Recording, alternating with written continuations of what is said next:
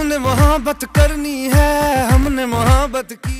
বলিউড বাদশা শাহরুখ খানের ভক্ত রয়েছে ভারত, বাংলাদেশ সহ সারা বিশ্বে। তবে ভক্তের দিক থেকে তার নারী ভক্তের সংখ্যা উপমহাদেশের সমকালীন যে কোনো তারকার চেয়ে বেশি। মুম্বাইয়ে শাহরুখের বাড়ির সামনে গেলেই তার প্রমাণ মেলে। তার বাসভবনের সামনে সারাক্ষণ ভক্তরা ভিড় করছেন, যাদের মধ্যে নারীর সংখ্যাই বেশি। এমনকি বলিউডের নারী তারকারাও শাহরুখের অনুরাগী।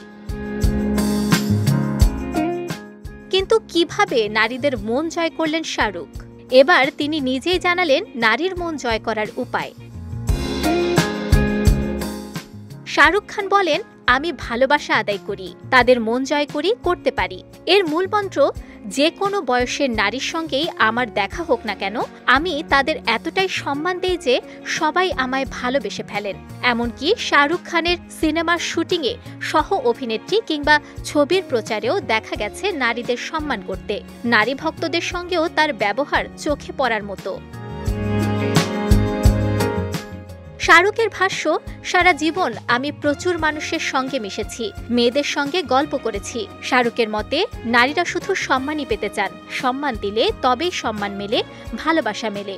পাঠান, জওয়ান ও ডানকি পরপর 3টি সিনেমা দিয়ে গত বছরটা যেন নিজের করে নিয়েছিলেন শাহরুখ খান।